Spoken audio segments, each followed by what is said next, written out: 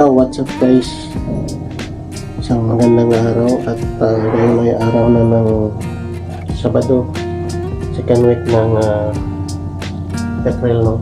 So ngayon ay mag-usual kami at ito na yung pangalawang buwan natin dito na on board.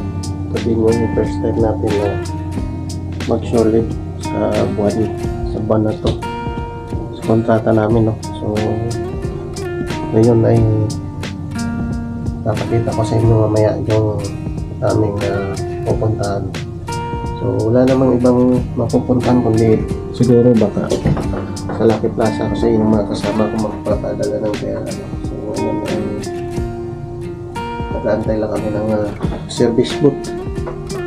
Yung service naman namin ay darating ng schedule alas 9. So ang oras pa lang natin ay alas 9. Sakto, mag-alas 9 ng umaga. So, kita-kits na lang tayo mamaya. At baka lang. Alright, so tara, let's go. So, ayan na mga boss at pinick up na kami ng aming service boat at ayan at umalis na kami sa aming barko.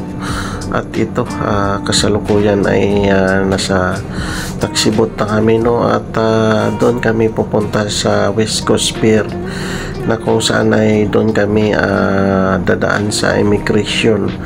At ito ay kasalukuyan ay nagkukwentuhan kami ng aking chief engineer at siya naman ay tuwang-tuwa gawa na nagkwento din siya ng kanyang sa kanilang pupuntahan. Ito ay isang chief engineer at ang ibang lahi niya ay taga Myanmar siya, no? At ayan, tuwang-tuwa siya sa aking camera at balak din niyang bumili. So ayan, kinukwento ko lang sa kanya kung paano yung setting ng aking camera. So ayan, tuloy-tuloy lang tayo at ito papakita ko sa inyo hanggang sa makarating tayo ng West Coast Pier. Alright, sa tara, let's go, panoorin nyo.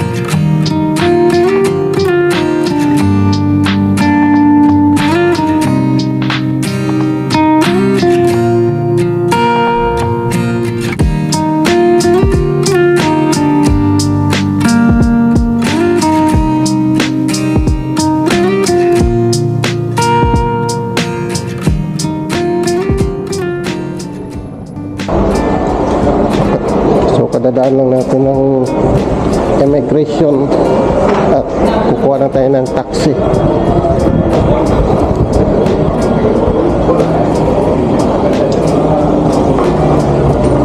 Yun, dito na tayo sa labas. Hintay tayo ng taxi. So ayan na nga mga boss, at nandito na tayo sa taxi. So kasalukuyan ay bumabiyahe na tayo at papunta na sa mall na aming pupuntahan, no? So ayan lang kagandahan dito sa Singapore, dahil walang traffic at maluwag yung kalsada nila, at masasabi natin na disiplinado yung mga driver. So ayan, dumaan na tayo sa parang gate nila papasok doon sa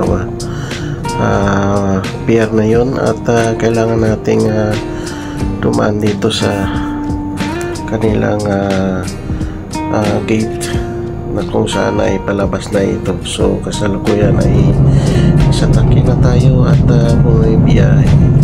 So ayan, parang malapit na tayo sa labas, no? At sa pinaka mismong highway. So ayan, lumigo na yung ating taxi, at pagdating sa dulo, yan na yung pinaka highway nila dito. So ayan, tuloy-tuloy lang tayo at panoorin nyo hanggang makarating tayo ng mall. Yan na kung saan ay doon kami pupunta. Alright, so panoorin nyo lang hanggang sa dulo. At ito na nga, at kararating lang natin dito sa mall. Bumaba na tayo ng taxi. So dito kami dumaan sa pinaka ground floor ng Lucky Plaza, at siyempre kailangan natin na magpapalit muna ng pera, yung pera nila dito, no?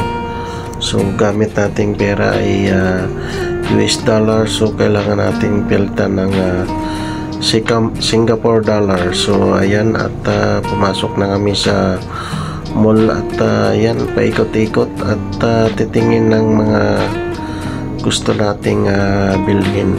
So sabi ng kasama ko, dito daw kami dadaan sa kabila kasi meron kaming puntahang tindahan, at bibili kami ng SIM card. Siyempre ay yung mga kasama namin gusto rin na magpabili ng SIM card.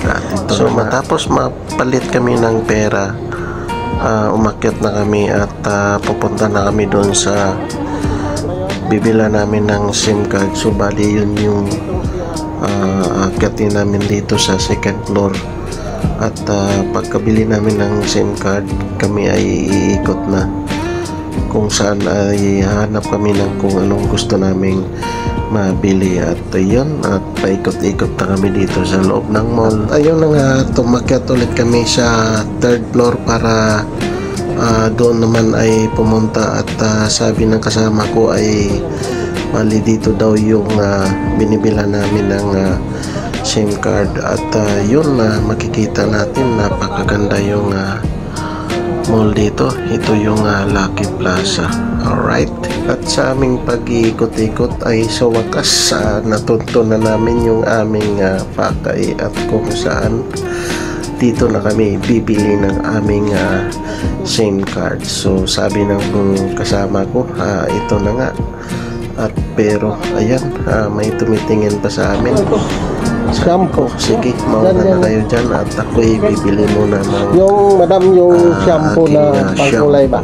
Alright. Meron ka. Yung sinashampoo lang siya. Ito si their lucky shampoo. Shampoo rin yan. Shampoo rin. Bali, yapang pag-ilo. Ito ganun din yan. Yan, hindi yan. Kulay din. Kulay talaga. Ito pitapos. Ano yung sinasabi mo? Yan, ito. Ito yung lucky shampoo. Ito? Red Bull. Oh, ito mo.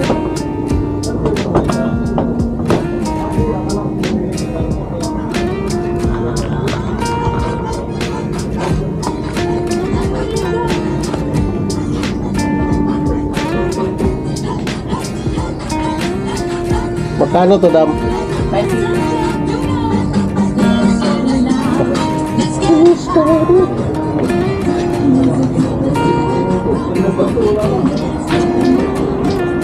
Magkano? 5. 550.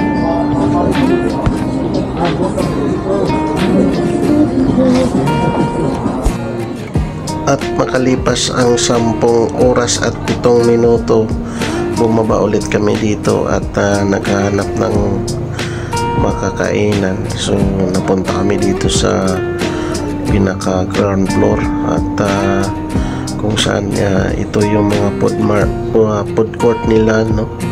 So ayan, sabi ko sa mga kasama ko, maganda dito, magandang bumili ng mga tools. At yung dalawa ay doon pumunta pa ng CR, no? At ako naman ay patingin-tingin lang dito sa mga tools na nadadaanan natin. So napakaganda ng mga tools sana, kaso medyo pricey pa, no? Kaya yan, hanggang tingin-tingin lang muna tayo. Pero sabi ko, pag nagkataon at medyo may budget na tayo, pwede na tayo bumili niyan. Alright, tara. So ayan, pag galing namin ng CR ay umikot na naman kami. Walang sawang ikot dito, ikot doon, hanggang sa saan lang ang gusto mo, hanggang sa kaya mo at hindi ka mapapagod. So ayan, at makikita natin ang dami talagang mga murang paninda dito. Kung talagang may pera lang, masarap bumili. Kaso lang ay syempre budget lang ang pera natin, dahil nga kararating lang din natin, no? Kasasampa lang natin. So ang dala lang natin na pera, tamang tama lang na makakabili tayo ng mga importante natin na gamit. So ayan, ikot pa rin at ikot hanggang sa mapagod, no? Makikita natin na yun, mararami din tayong mga masasalubong natin ng mga kababayan natin, no? Mga Pilipino din sila. At saka yun, at dito na tayo. At ako'y magpapasalamat na sa ating mga viewers at mga solid supporters. At ito, mahaba na ang ating video. Abangan yung sunod na i-upload natin, kasi yun yung part 2 ng pagpunta natin doon sa pasyalan, no, sa Sentosa. Yun, abangan nyo. Maraming salamat sa inyo at God bless. Ako'y magpapaalam na. Alright, thank you.